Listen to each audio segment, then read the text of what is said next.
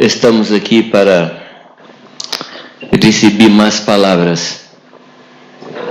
Estamos aqui para receber do coração de Deus.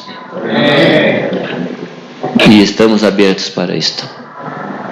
Amém? Estamos abertos para isso. E queremos mais do Senhor.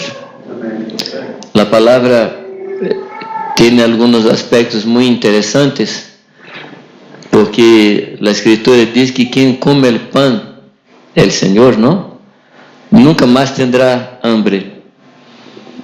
Pero, cada vez que como del Senhor, me dá mais hambre.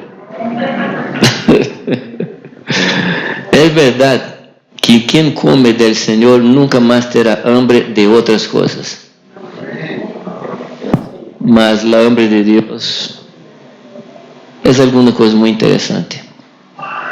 Não é que Deus nos dê hambre sempre, sempre, sempre. Por alguns motivos, eu alabo a Deus por la eternidade. E um deles é que não vamos ter tempo para estar delante deles e vamos estar sem prisa. Não vamos necessitar viajar, não vamos necessitar volver para casa. Estaremos delante dele sempre, sem nenhum obstáculo. Amém? Por la manhã, eu deixei como se diz enganche, como é? Gancho para esta tarde. E onde?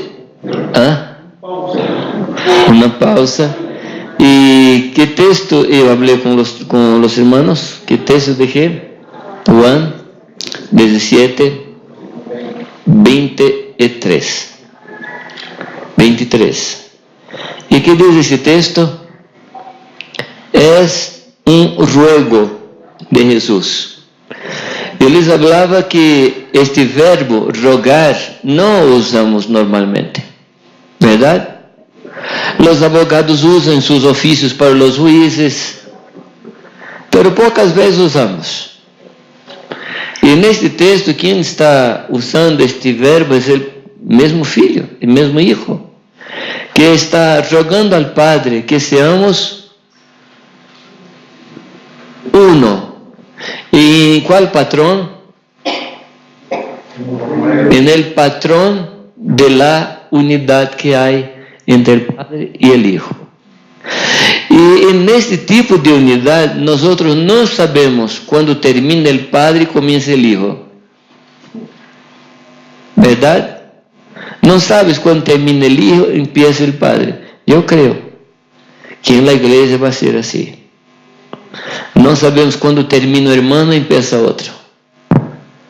La obra de Dios en nuestras vidas, no saberemos.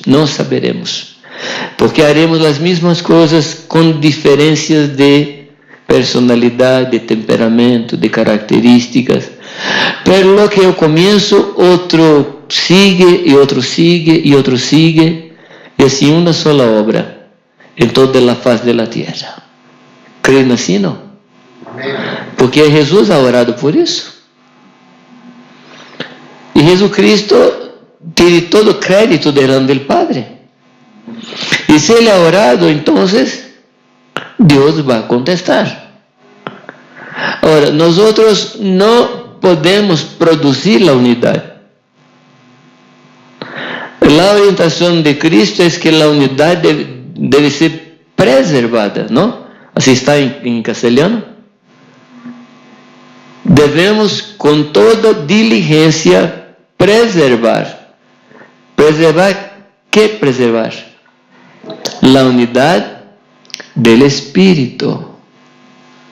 Después habla de unidad de fe y en el 16 muestra unidad orgánica. Pero las tres son producidas por el Señor. Ninguno de nosotros puede producir unidad. La unidad que producimos es la unidad de Babel. Esta producimos. Unidad de Babel. Pero la unidad del Espíritu, solamente el Espíritu puede producir. ¿Ah? Sí, de Babel producimos. Pero la unidad del Espíritu, solamente el Señor puede producir. Solamente Él. Entonces nuestra tarea es con toda diligencia. O sea, diligencia es una aplicación, es un comprometimiento. No permitir que nada exista entre nosotros. Si hubiera una sola brecha entre nosotros, ahí es campo de actuación del demonio. No puede haber cualquier brecha entre nosotros, cualquier brecha.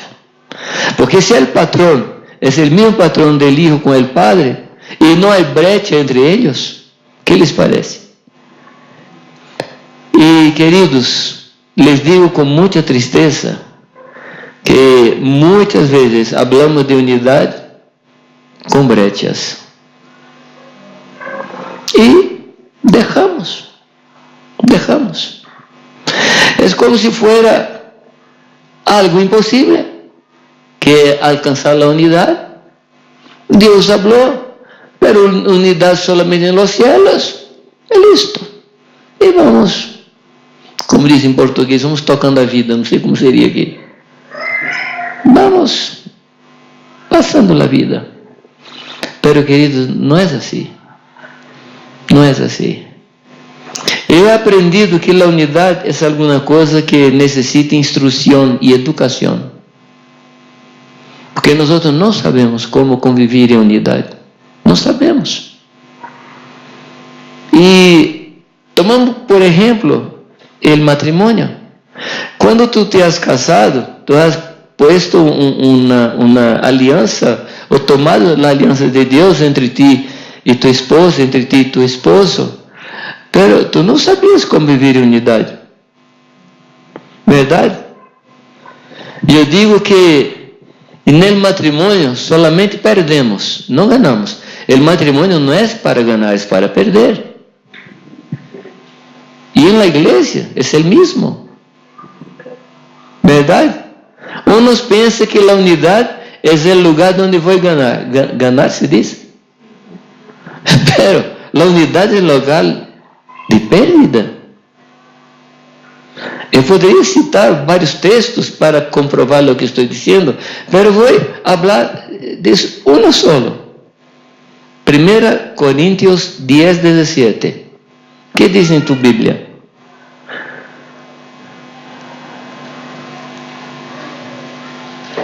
¿Qué dice en tu Biblia? Quiero que alguien lea, por favor, en castellano. Y no como quien lee los, ¿cómo se llama? Manchete do jornal. Pero, los titulares. La Biblia no debe ser como se lee los titulares. Debe leer bien despacio y leer con el corazón. Entonces, 10, 17 de 1 Corintios. ¿Qué dice en tu Biblia? Siendo uno solo el pan, nosotros, por ser muchos, somos un pueblo, pues todos participamos de aquel mismo pan. Ahí está.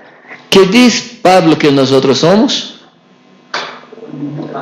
Un solo pan y un solo cuerpo. Mira, yo no sé hacer pan, yo no sé hacer. Pero pregunta a los que saben, ¿cuál es el primer proceso para así hacer un pan?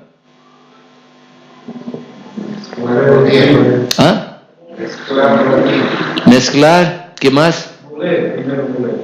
El primer proceso para hacer un pan es moler el trigo.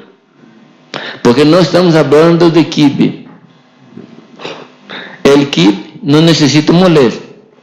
Basta quebrantar. Pero el pan, el primer proceso es moler. ¿Y quién aquí a él le gusta ser molido? Por favor, alza su mano. Ni yo. Nosotros no gostamos de ser molido. Pero la unidad empieza con ser molido. Perder nuestro individualismo.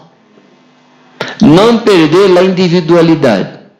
Individualidad es la característica de nuestra personalidad y esto no perdemos y Dios no quiere que perdamos. Y el individualismo es cuando uso la individualidad en mi favor. Y ese Dios quiere que perdamos. Amén. Déjame volver al matrimonio. Cuando tú entras en el matrimonio, tú comienzas a perder los derechos. ¿Sí o no? ¿Cuál es el primer derecho que pierdes en el matrimonio? El primer derecho, ¿cuál es?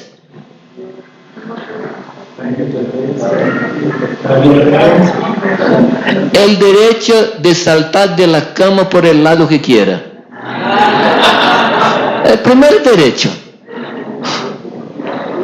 Tú estabas acostumbrado a bajar de un lado o de otro, como querías. Has casado, acabó esto. Porque vas a bajar del otro lado, por el otro lado, va por allá. ¿Verdad? Mi esposa tiene una cosa muy interesante. Donde vamos, hoteles o casas de hermanos, ela sabe que hay un lugar en la cama que es de ella. El lugar más adentro de la cama. Y digo, pero no es nuestra cama. Sí, pero ese lugar es mío. Así es. Las mujeres aquí también son así. Ese lugar es mío. No. El segundo derecho que pierdes es el derecho de decir yo voy a hacer. Nunca más. Nunca más. El único momento que tú usas el yo es para confesar pecado. Porque desde el momento adelante, ¿cuál es el pronombre que usamos? Nosotros. Nosotros. Nosotros vamos a hacer, nosotros no vamos a hacer. ¿Sabe por qué muchos casamentos fallan? ¿Cómo es?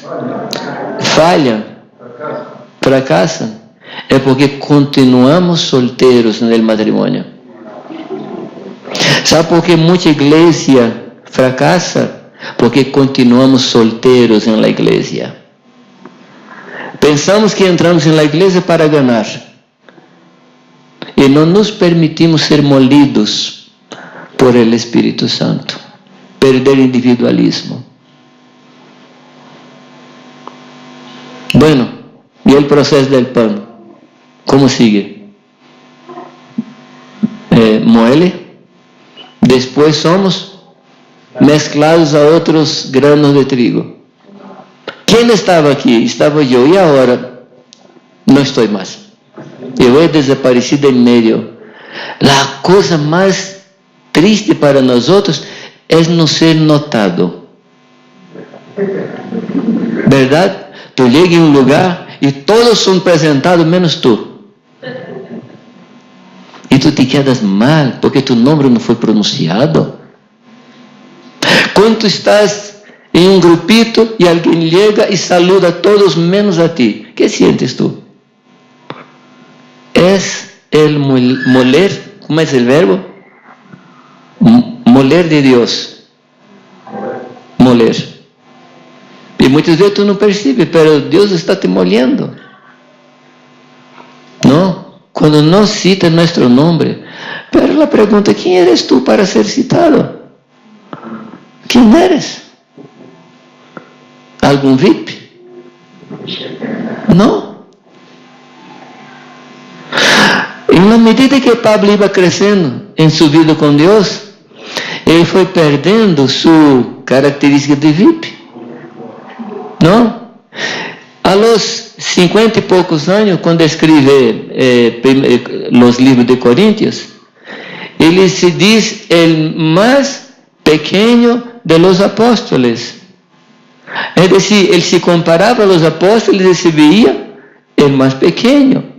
Y decía, siquiera soy digno de ser llamado apóstol, porque soy como un aborto, nacido fuera de tiempo. A los 60 años, él escribe, soy el más pequeño de los santos. Ya no se comparaba a los apóstoles, comparaba con los santos. Y de los santos soy el mínimo, el más pequeño. A los 63, 65 años de edad, cuando escribe la segunda carta de Timoteo, él dice, soy el principal de los pecadores. ¿Percibe el progreso? Quanto mais lleno do Espírito Santo, mais insignificante serás.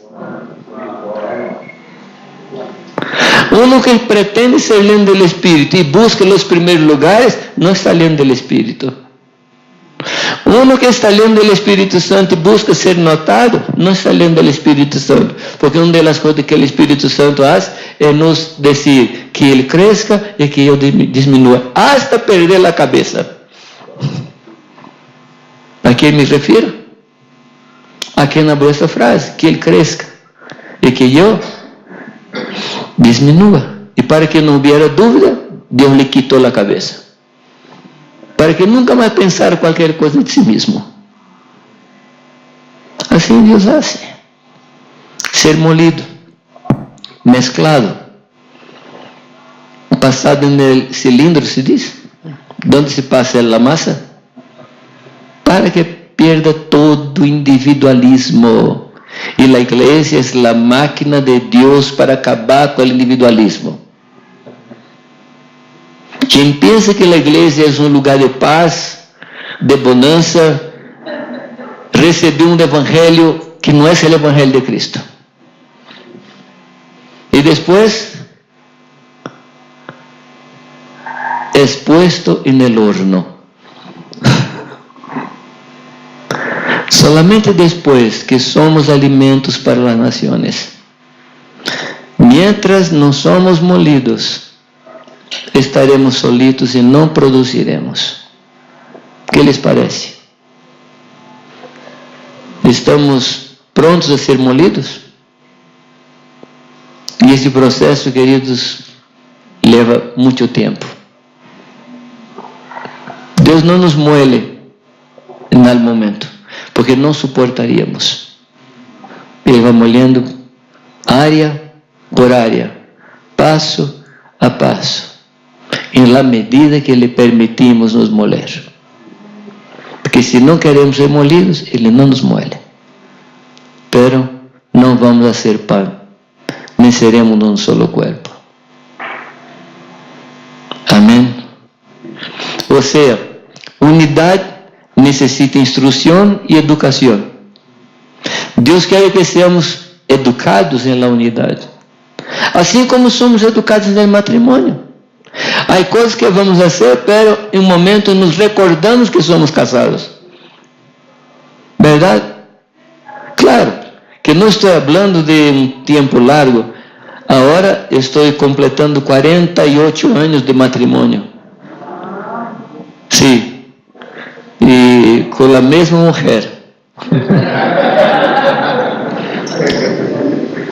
E no começo, algumas vezes eu necessitava ser educado dizendo, bueno, eu sou casado, não posso decidir assim. E na medida do tempo, eu fui educado, fui instruído. Não? E agora é quase automático. Eu vou fazer alguma coisa e aqui dentro diz, Irene, ela não lhe gusta. Não hago. Estou educado, quase, não? Pero há esperança. Há esperança para mim. E esse texto de João 17:23 queria envolver um momento sobre o discipulado e queria corroborar uma coisa que Piccolo falou. Queridos, no se puede hacer discípulo sin el poder del Espíritu Santo. Es imposible. Porque no estamos pasando informaciones, estamos formando personas, moldando el carácter de personas. Por ejemplo, tú estás cerca de una persona y aprendemos una cosa con Watchmani, que cuando tú estás escuchando un discípulo, tú debes escuchar lo que está hablando, lo que a él le gustaría de hablar y lo que está ocultando. Nesses 3 niveles devemos escuchar. Essa é uma charla de Watchmani. Agora pergunto a ti, como escutas o oculto se o Espírito Santo não nos traz o dom de discernimento, de ciência? Impossível. Impossível. Não somos adivinos. E não conhecemos e discernimos os corações por una operación del Espíritu Santo. Y Piccolo habló del don de variedad de lenguas aquí adelante. ¿Y cómo puedo edificar si no soy edificado? Uno solamente puede dar lo que tiene. Amén, queridos. Y muchas veces el discípulo no obedece, no crece, porque não está lendo o Espírito Santo, porque na força da carne não obedecemos. E na força da carne não somos santos. E muitas vezes o discípulo não consegue obedecer e lhe chamamos de rebelde. Ele não consegue. Devemos ter misericórdia. Agora, aqui é um outro ponto que quero falar de passo, não? La responsabilidade de que os discípulos sejam bautizados com o Espírito Santo é de los pastores. Quando Pablo chega em Éfeso, encontra 12 homens que foram bautizados na água. E ele pergunta, que perguntou Pablo? Por si acaso recebiste o Espírito Santo? ¿Se acuerda ou não? Você conhece toda a Escritura, então estou solamente citando e o texto vem na mente, assim como na pantalla. Verdade? E quando perguntar se havia recebido o Espírito Santo, que responde ele? Nem sequer sabemos que existem tal coisas de comer, de beber, de vestir. Que é isto? Hã? Nem sequer hemos ouído. Sim, não sabemos que é isto.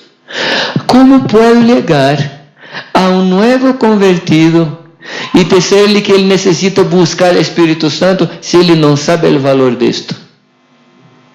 Como vai buscar? Quando Jesus falou do Espírito Santo com relação a nós outros, ele disse que ele rogaria ao Padre para que o Padre enviara a seu discípulo, seu Espírito, a los discípulos. Então, quem estava rogando? Não eram os discípulos, era o Padre, era Jesucristo. Então, nós temos a responsabilidade de orar com intensidade para que cada discípulo que chegue na igreja seja batizado no Espírito Santo. Não são eles, porque ele não sabe o valor disto. Um tempo atrás, há anos, estamos falando deste ponto com os obreiros, a necessidade de buscarmos a Deus, ayunar incluso para que os nuevitos fueran bautizados no Espírito Santo. E estamos em uma vigília de trabalho com os obreiros. E um irmão disse a mim, agora compreendo, porque ele cuidava de uma pareja. E o homem foi bautizado com o Espírito Santo e a mulher não foi.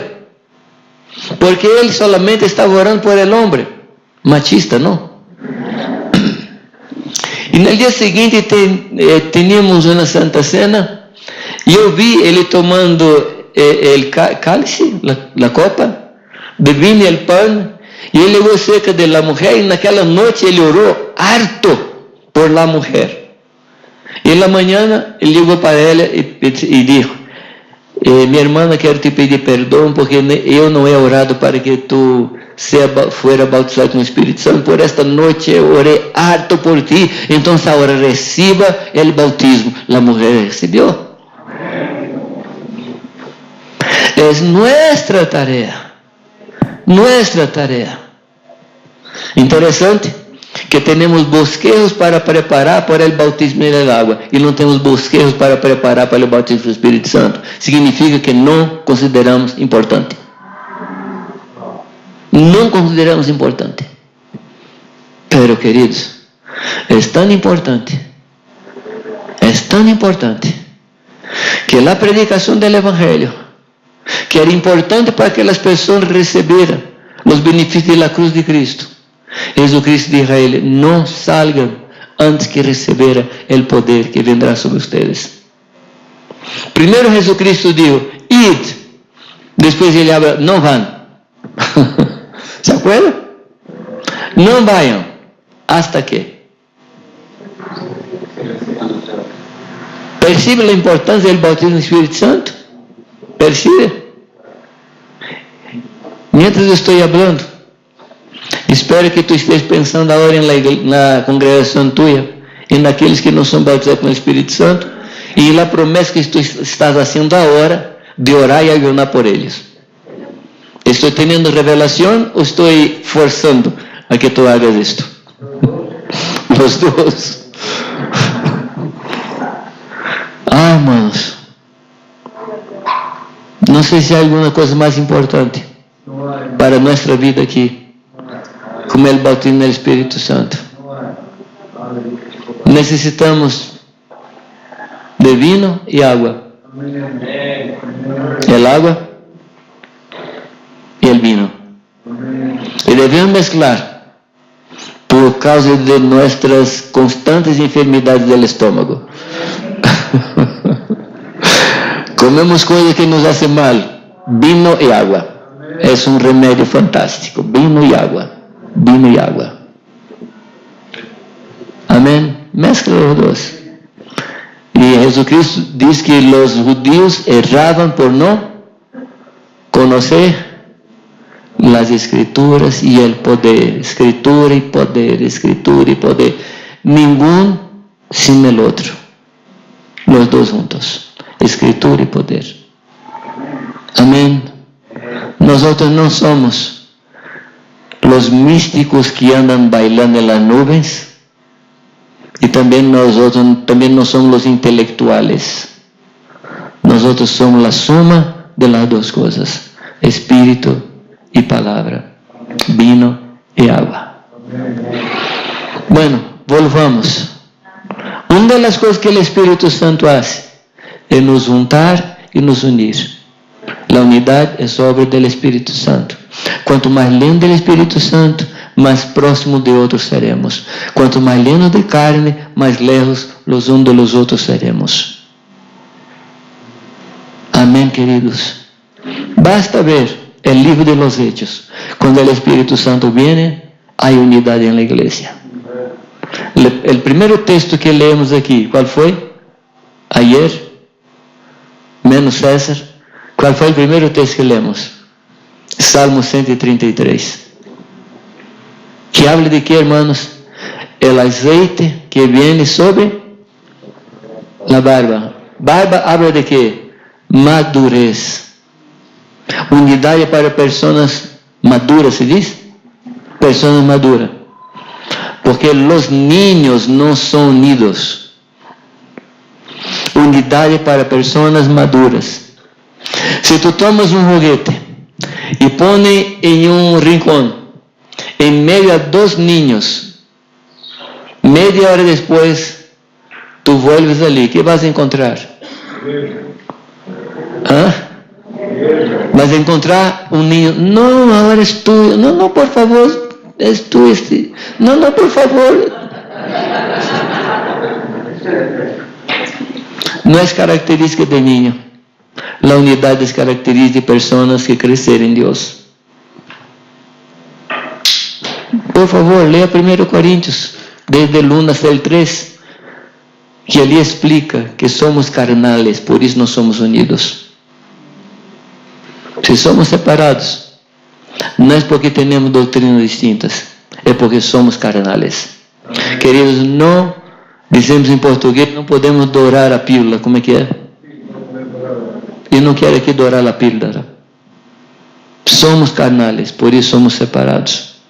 Hay competencia entre nosotros porque somos carnales.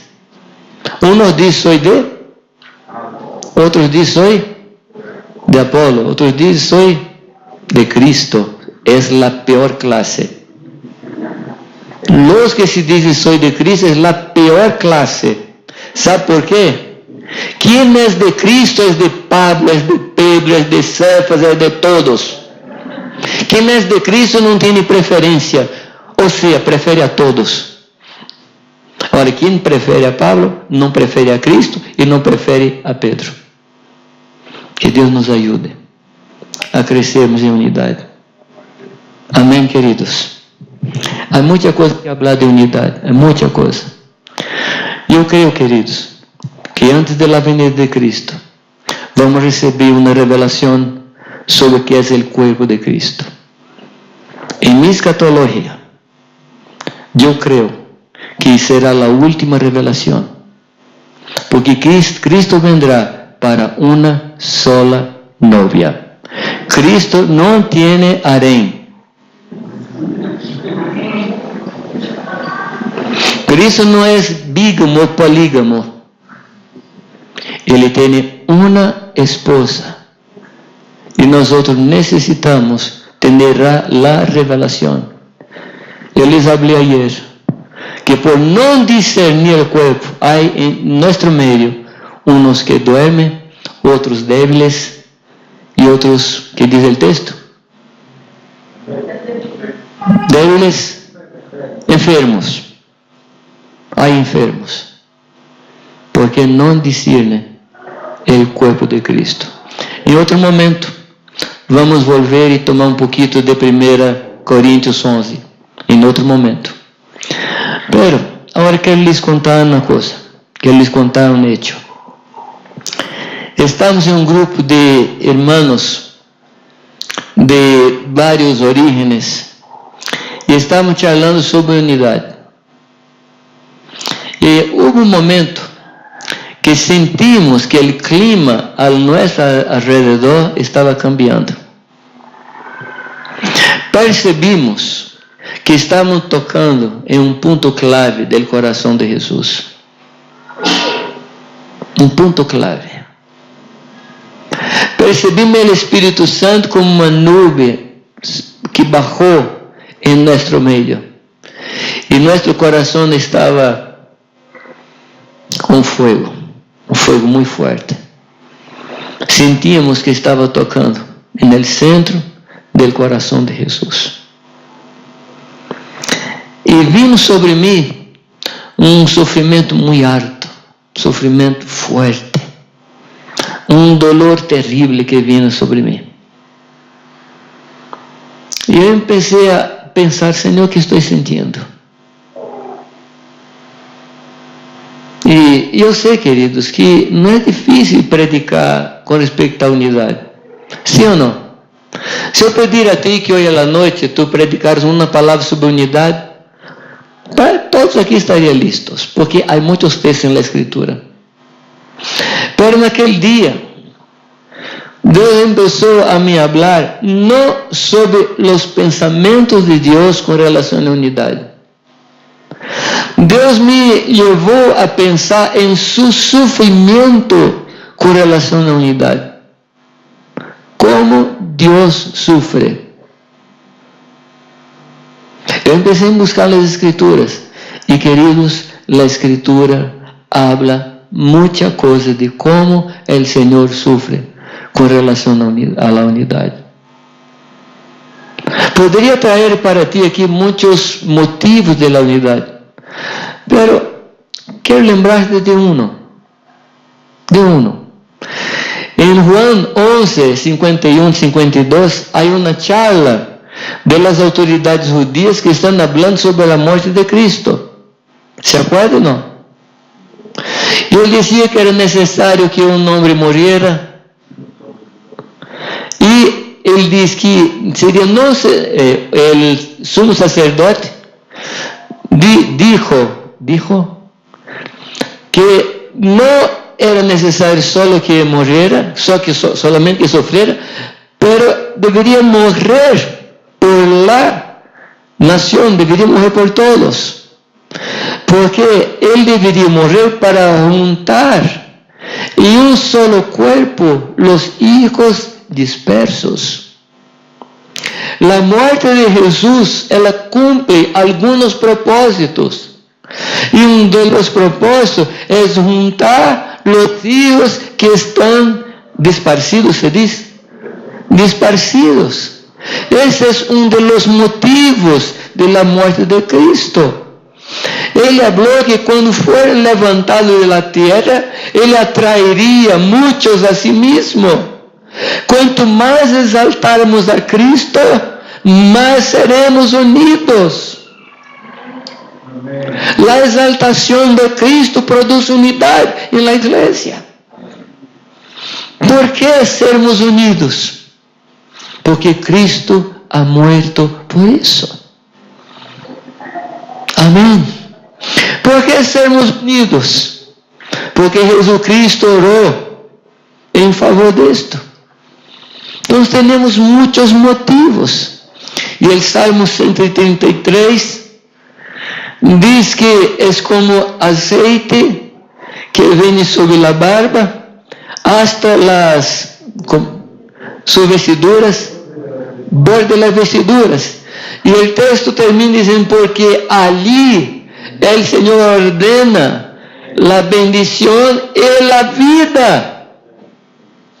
Em la unidade está a vida, porque a vida não pode fluir em corpo partido.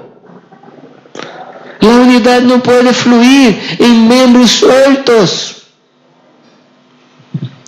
E el avivamento em Brasil sucederam muitas coisas e começou a suceder algumas chavões, como se diz, alguns pensamentos que se diz em momentos específicos, como se chama isso. E uma das coisas que as pessoas da igreja diziam, o sangue de Jesus tem poder. Não sei se é o mesmo aqui. Acontecia alguma coisa, dizia, o sangue de Jesus tem poder. Eu pensei a pensar nesta expressão. Eu pensei, realmente o sangue de Jesus tem poder? Queridos, desculpa abrir meu coração aqui, estou falando coisas absurdas, não? Perguntas absurdas. E me surpreendi pensando um hospital. Tu és um hospital escola e vas a ver manos, pies, partes do corpo em vidrios. E tu vês ali uma mano e sente compaixão por ela. E diz, mira que esta mano tão linda, pero tão muerta. E que haces tu? E nesse momento de tremenda compaixão, vai no hospital, no lugar onde está a sangre, em bolsas, não? E tu agarras uma bolsa e vem e echa nesta mano a sangre. Porque está escrito, a vida está na sangre. Verdade? Que esperas tu? Que a mano adquira vida. Pero que sucede? A mano se quedou sucia de sangre e nada mais. Ora, se esta mano estivesse conectada em um corpo, a sangre fluiria e aí haveria vida. Não há vida fora do corpo e a sangre não flui afuera do corpo. A sangre flui no corpo. A palavra diz em Romanos 8:11 que se habita em vosotros el Espírito que ha levantado Cristo entre os mortos, Ele mesmo vivificará vuestros corpos, el Espírito que habita em vosotros. Pergunto, En acuerdo a este texto, ¿quién ha levantado a Cristo de entre los muertos? El Espíritu Santo. Ahora, Hebreos 13:20 dice que Jesucristo fue traído de la muerte por la sangre de la nueva alianza. Pregunto, ¿quién levantó a Cristo de entre los muertos? ¿La sangre o el Espíritu? Mira cómo la Biblia tiene contradicciones. Pablo dice que fue el Espíritu que levantó a Cristo entre los muertos. El escritor a los Hebreos dice que fue la sangre que levantó. Queridos, así como la sangre está para el cuerpo humano, así está el Espíritu para el cuerpo de Cristo. Y la vida que es producida por la sangre es producida por el Espíritu. Entonces la sangre y el cuerpo de Cristo es el Espíritu Santo. ¿Sí? Y tú no puedes recibir del Espíritu Santo si tú estás apartado del cuerpo de Cristo. Si tú estás apartado, tú no puedes ser oxigenado. Tú no puedes recibir los glóbulos rojos. Tú no puedes recibir el oxígeno. Tú vas a quedarse con gas carbónico. Y al final vas a morir. Porque lo que trae la vida es la sangre. Y la sangre solo opera en un lugar, en las arterias y las venas del cuerpo de Cristo. Amén. La unidad es importante. Es un asunto que debemos trabajar.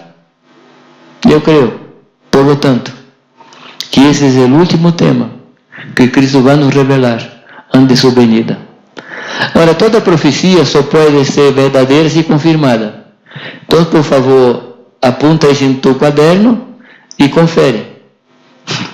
Después, ante la venida de Cristo, estoy hablando lo que Dios quiere que yo hable. Si soy profeta de Dios. Y en esto estamos trabajando hoy día. Bueno, hablando del sufrimiento de Dios. Dios sufre desde el Edén. ¿Se acuerda que todos los días Dios venía a charlar con Adán? Iniciando un nuevo relacionamiento. Me parece que Dios estaba muy chocho. Estaba ali todos los días. Adán, ¿qué viste hoy día? Ah, Señor, yo vi un animal que tiene un cuello muy largo, lindísimo. ¿Y qué nombre has puesto en él? Jirafa. Y Dios dice, mira qué nombre lindo. Y los dos charlaban, y los dos conversaban. Así era la vida.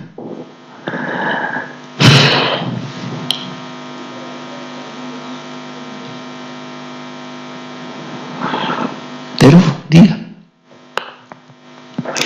que Deus vino para conversar e Adão lhe havia voltado suas espaldas.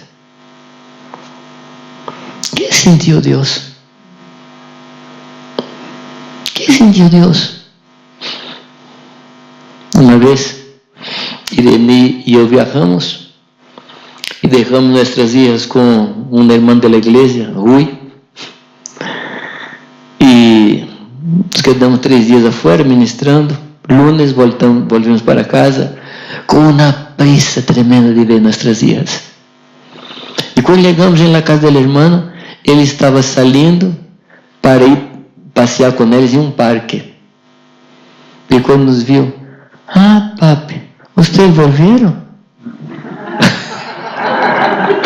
Eu me quedei tão decepcionado. Pero era ir a um parque. Pero e Adán, ¿para dónde fue? ¿Qué sintió Dios en aquel día? Nuestro Dios es un hombre de dolores. Él sabe o que es sufrir. Él sabe o que es sufrir. Pero ¿sabes qué? El sufrimiento de Dios empezó mucho tiempo antes. Porque lá desculpe el término, lá en la eternidad pasada, nos acordando que no hay eternidad pasada, pero es nuestra limitación. Cuando Dios pensó hacer el ser humano, Él sabía que el hombre iba a traicionarlo. ¿No sería mejor, Piccolo, que Él no criara? Matar a su hijo. ¿Has pensado en esto? Voy a matar a mi único hijo, que no merece ser muerto. Pero en el mismo día que Dios planeó criar al hombre, Él mató al cordero. En el mismo día. Si hay día en la eternidad, Él ya providenció. Así como cuando salió el hijo pródigo, el padre ya había preparado el novillo gordo. Aquel novillo era una profecía para el retorno del hijo. Dios mató el cordero antes que el hombre fuese criado. Entonces el sufrimiento de Dios es muy antiguo, muy antiguo, muy antiguo. Dios podría se librar de ese sufrimiento. ¿Qué les parece? Así como nosotros nos gostamos de livrar de las cosas que nos hacen sufrir. ¿Verdad? Vamos a hacer un viaje, pero ese viaje va nos hacer sufrir. ¿Qué hacemos? No vamos. ¿Por qué sufrir? No somos faquires. ¿Para qué que a él le gusta dormir en cama de clavos? Yo no soy faquir. Cuando antigamente pasábamos los nombres de las personas de una agenda para la próxima agenda, ¿no dejábamos algunos nombres de la agenda vieja? ¿Sí o no? Yo sé que tú conoces personas que hicieron esto. Nos libramos de las cosas que nos hacen sufrir, pero Dios no se libró de nosotros. Él nos mantuvo y nos soporta hasta hoy día. Cuando Esteban predica su sermón en Juan, en Hechos 7, él dice que Dios sufrió el pueblo por 40 años. Como nos habló hoy día Piccolo, Dios podría haber destruido el pueblo, pero Dios es un Dios que sufre. Dios sufre en la persona de Cristo. Cuando en aquella mañana de Marcos 3:14, cuando Dios les da los nombres en la agenda, dice: aquí está la lista de los hombres que tú vas a cuidar. ¿Qué nombre estaba en aquella lista que tú cortarías? Bueno, yo cortaría Judas, Pedro, Tomás, Mateo. Yo cortaría. Y pediría: Señor, ponga aquí Miguel, Gabriel. Había un Judas. Había un Judas. Estaba en la lista. Y Jesucristo podría pedir: Señor, si fuera posible, quita de mí esta copa llamada Judas. Pero estaba ali con él. El texto dice que habiendo amado, amó hasta el fin. Eu fui pesquisar esta palavra. Esta palavra não habla de tempo, habla de consequência. Habiendo amado, amó hasta la última consecuencia. En el día de la Santa Cena, de la última, ¿cómo Jesús se refiere a Judas? Amigo. ¿Se acuerda que Cristo no tiene fuerza de expresión? Cuando Él llamaba de amigo, era porque era amigo. Não Judas para ele, pero ele para Judas. Ou seja, queridos, uma lição. Eu não tenho o direito de deixar de ser amigo de nadie, pero devo dar o direito que as pessoas não sejam minhas amigas. Eu devo ter um tratamento para as pessoas como amigo. Se elas querem não considerar-me amigo, é uma questão sua. Pablo nos ensina isto. Diz, de boa vontade, me gastarei e me deixarei gastar, aunque amando mais, seja menos amado. Queridos, esse é o patrão. Se estamos pensando em unidade, não podemos pensar em unidade em termos coletivos, devemos pensar em unidade em termos de meu coração. Porque o mais grande estorbo da unidade não é meu irmão que predica uma doutrina estranha, é meu coração. Doutrina não nos divide, nossa atitude nos divide, nosso coração nos divide. Por favor, queridos, não les pido que acepte esta palavra sem orar. Não estou lhes pedindo que recebam isto como uma revelação de Deus se vocês não estão convictos disto. Que Deus pode nos revelar. Convictos? Convencidos. Amém?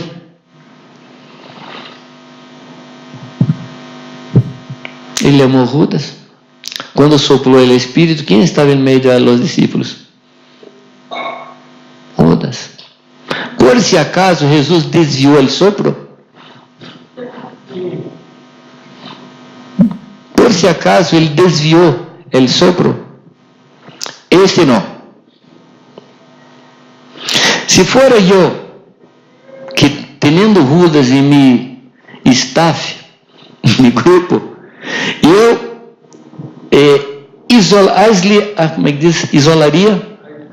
aislaria Judas e diria, cuidado com este homem.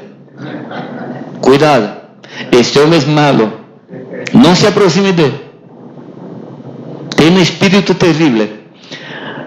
Además de não aislar, lhe entrega a bolsa de dinheiro. Queridos, não há prova mais grande de confiança entre os homens que entregar a plata a outro para cuidar. Muitas vezes entregamos os filhos, mas não entregamos a plata. A plata é mais cara que os filhos hacemos outros, a plata não. Quando o povo estava no Egipto, 430 anos de esclavitud, o povo já não conhecia a Deus. Pero este pueblo llora e Deus escuta e sufre com o llanto del pueblo. Por isso digo que Deus atende hasta a oração não hecha. Porque o povo não estava orando, estava gemindo, llorando, sufriendo. E Deus habla com Moisés, eu vi o sofrimento do povo.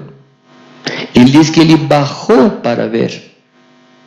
Nosso sofrimento mueve o coração de Deus e mueve Deus no é sofrimento. Deus sofre quando seu povo quiso volver a Egipto. Deus hace todos os grandes milagros, os 10 milagros em Egipto. Depois Deus hace o milagre de abrir o mar rojo. Depois Deus hace vários milagres, pero um dia o pueblo pide outro capitão para volver a Egipto. ¿Qué sintió Deus? ¿Qué sintió Deus? Quando o pueblo chega para Samuel e diz a Samuel duas notícias terríveis. A primeira notícia, tu estás viejo. Que notícia terrível, verdade? Já pensaste uma pessoa ligar para ti aqui, diz, estás viejo, não? Vas necessitar de oração, não? Para levantar novamente. Esa no fue la peor noticia. La peor noticia fue: tus hijos no andan en tus caminos. Esa es la peor noticia. Y en base a esto, queremos un rey. Samuel se entristece porque se sintió rechazado. Y le va para Dios. ¿Y qué dice Dios a Samuel? El pueblo no está rechazando a ti, está rechazando a mí.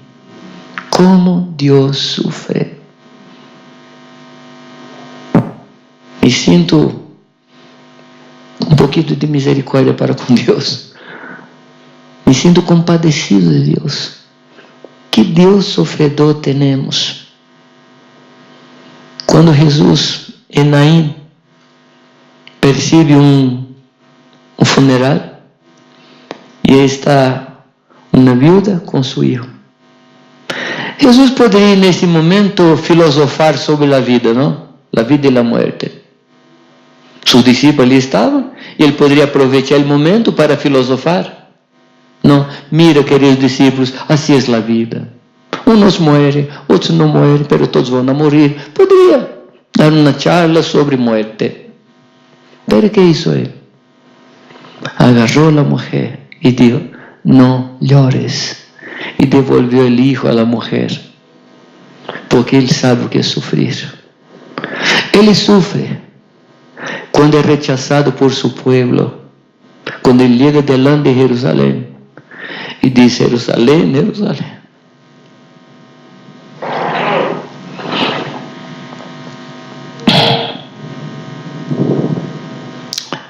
tanto quisiera juntar a ustedes como la gallina junta sus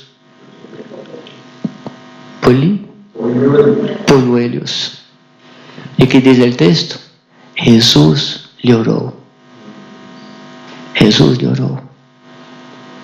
¿Cómo sufrió? Y Juan dice que él vino para los suyos, pero los suyos no lo recibieron. Querido, ¿qué les parece? ¿Cómo Dios sufre? Y ¿sabes qué? Sufre hasta hoy día por nuestra causa, porque no pagamos el precio de la unidad. Somos llenos de razón, llenos de razón. O tenemos unidad o tenemos razón. Las dos cosas no ocupan el mismo lugar al mismo tiempo. O tenemos razón o tenemos unidad. Nuestras razones son la causa de las divisiones. Nuestras versiones. ¿Sabes qué? Yo tengo una versión que explica por qué no ando camino con Él. Hacemos Dios sufrir. Hacemos Dios padecer. La palabra nos enseña que nosotros no debemos ser ansiosos por cosa alguna. Pero ¿sabrías tú que Cristo fue ansioso? ¿Sí? Tanto ansié por tomar esta copa con vosotros. Jesús ansía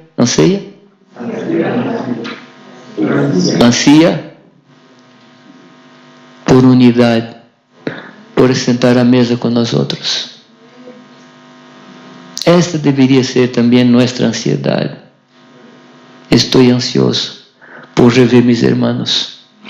Pablo dice que una gran puerta fue abierta para él por Dios. ¿Se acuerda? Pero él no tuvo paz porque estaba sin Tito. Relación es más importante que ministerio.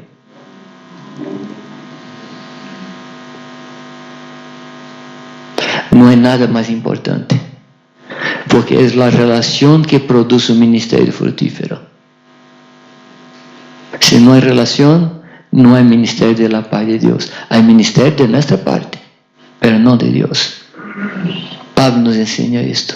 No tuvo paz. Yo no sé si Dios estaba probando el corazón de Pablo, el texto no dice. Pero el hecho es que Pablo no entró en la puerta de Dios porque no tuvo paz y salió en búsqueda de Tito. Queridos, que sofrimento nos causa pessoas que se alejan de nós? Somos aliviados, contentos ou sofrimos? E somos capazes de ser como Paulo e buscar a pessoa? Não, melhor ali. O princípio da comunhão é o perdão. É o princípio de todo. Deus solamente pudo relacionar com nós porque nos ha perdonado. O perdonado, ele cancela toda deuda. O perdão cancela toda deuda. Deus nunca vai ligar para ti. Quando tu dobrar tus rodilhas para orar, Deus nunca vai dizer: tu te acuerdas do ano 1815, quando tu has pecado contra mim? Deus vai falar isso, irmãos? Não. Deus vai nos receber, porque o velo foi rompido, rasgado desde arriba para abaixo. E agora podemos entrar delante dele qualquer momento. E Deus nunca se recordará de nossos pecados, porque nos ha perdonado. O perdão resolve o passado e nos projeta para o futuro. Se guardamos os pecados de los hermanos hasta ahora, não tendremos futuro. Não tendremos futuro.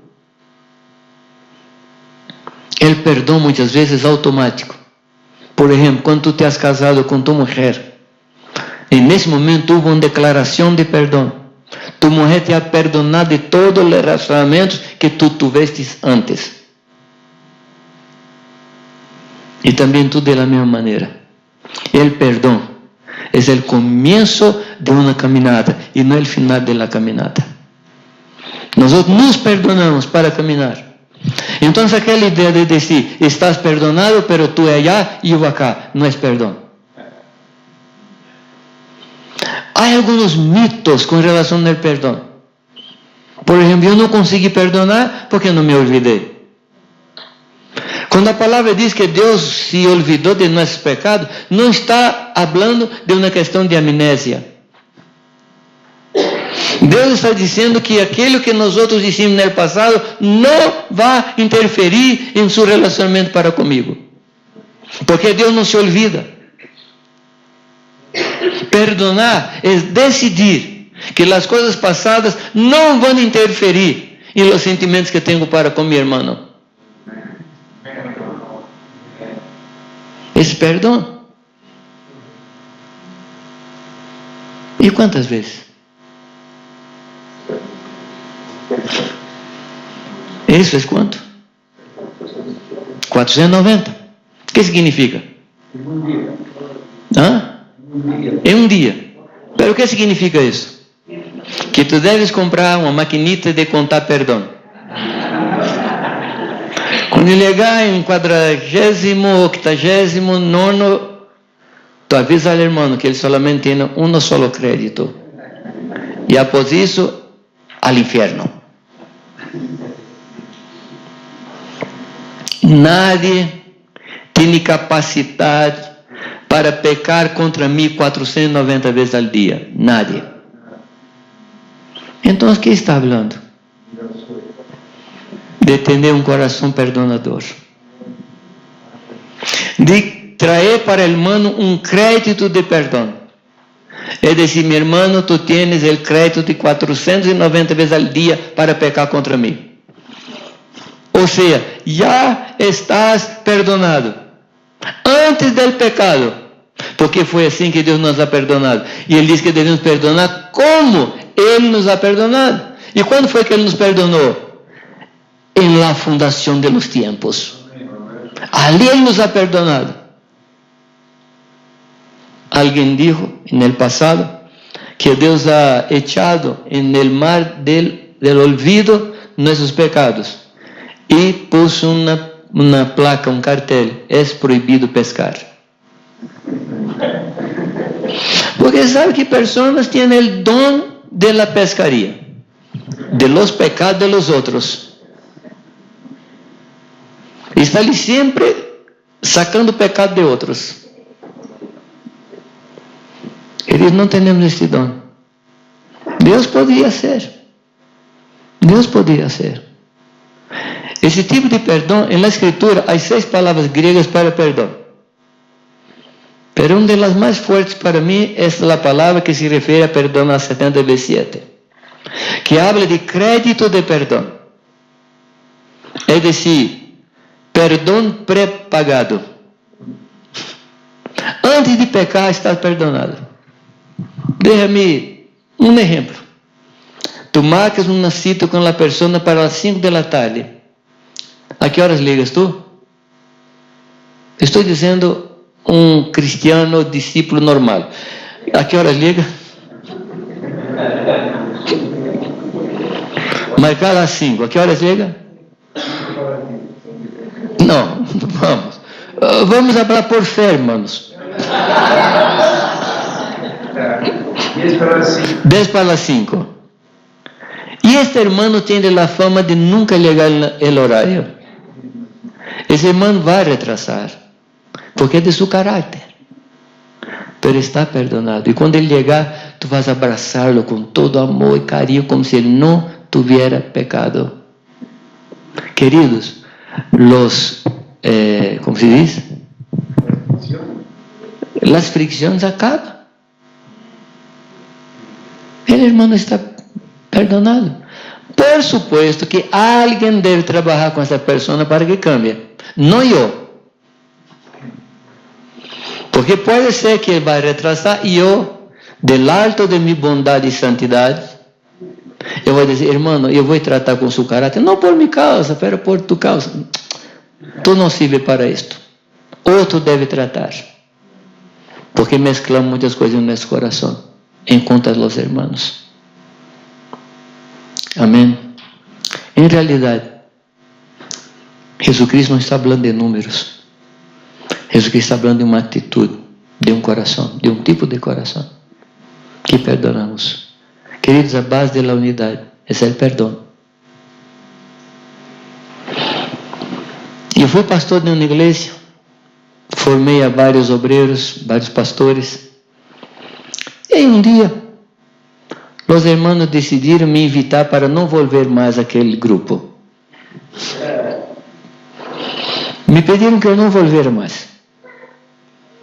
E foi uma coisa muito dolida, porque eram filhos. Eram filhos. A Deus graças, passou todo. E um dia eu encontrei com um irmão que me perguntou: o que estás fazendo, Jamé? Bueno, estou em Jundiaí, formando obreiros, formando pastores. E ele disse: Jamé, tu não aprende, não? Tu não tens medo que as pessoas que tu estás formando vão volver contra ti novamente? Eu digo: querido, eu não sei fazer outra coisa. Eu não sei fazer. Se voltam suas espaldas contra mim, essa é uma questão sua e do Senhor, não é questão minha. Há uma história que sucedeu em Índia, talvez você já conheça. É a história de um escorpião que estava sobre um pedaço de madeira em uma inundação. E ele estava indo sobre a madeira e uma pessoa chega para sacar o escorpião da inundação. E quando ele toca no escorpião, o escorpião lhe pica. E ele quita sua mão e novamente toca no escorpião, novamente, e alguém está vendo. E diz: tu não percebes que esse escorpião vai matar-te? Porque é da natureza do escorpião matar-te. Ele falou: eu não vou permitir que a natureza do escorpião domine sobre minha natureza de salvar. Essa é sua natureza.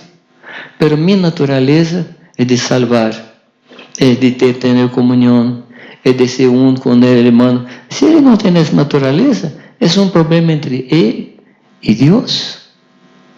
E eu não tenho excusas com relação a isto.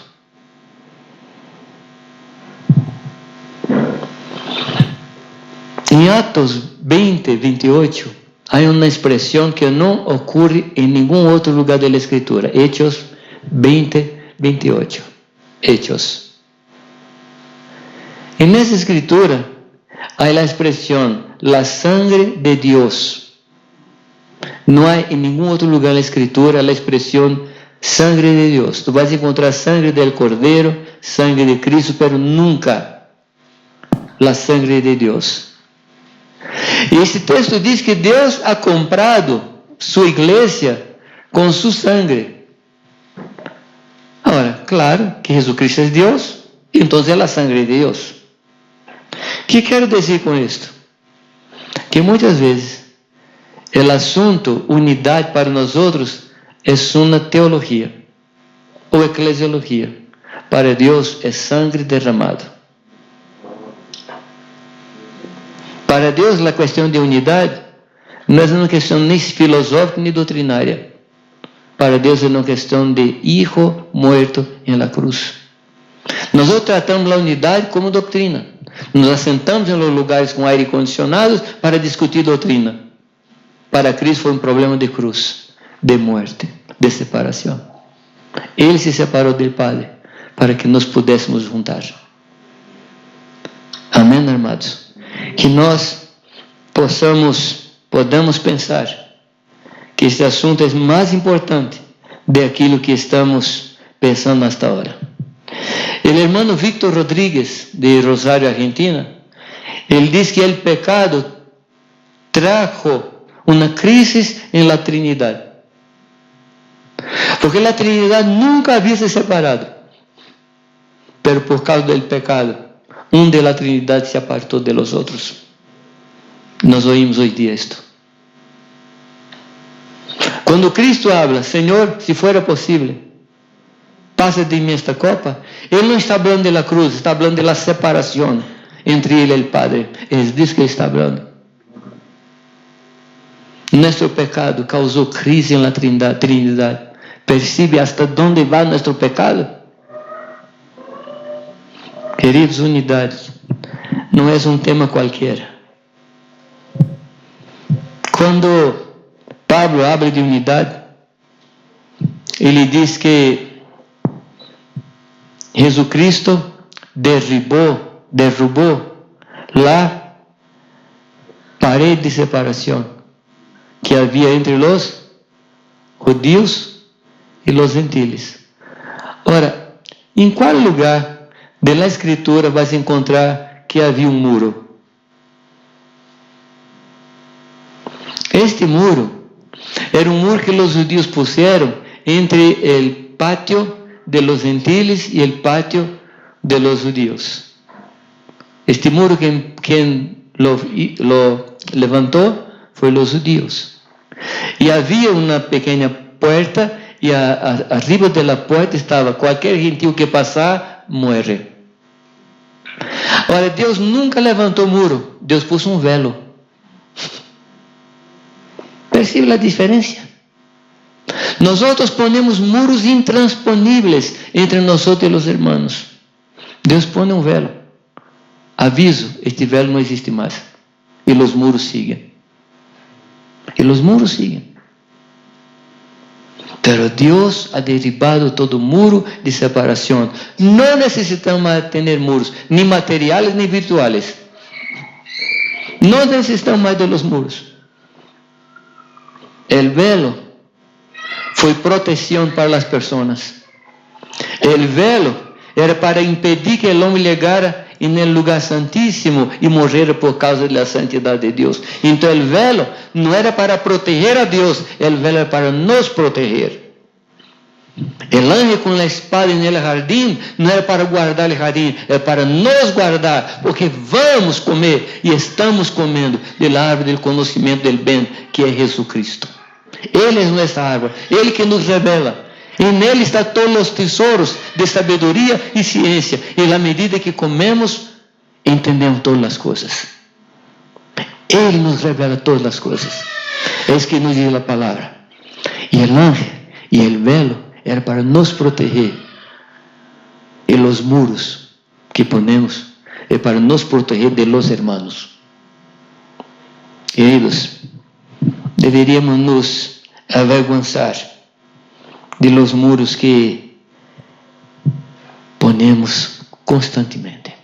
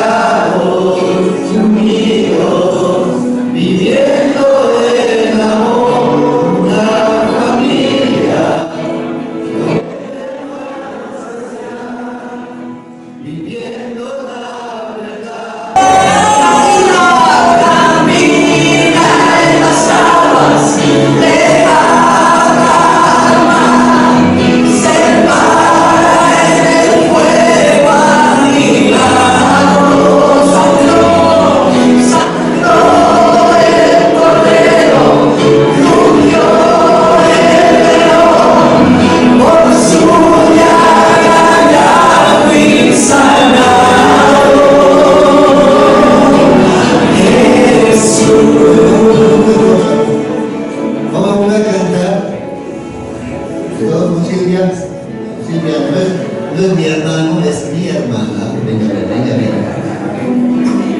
Entonces vamos a cantarle. No tengo ningún hermano en el techo.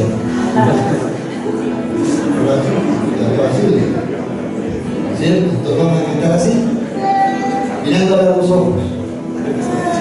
¿Sí? ¿Podemos cantar? Revisa.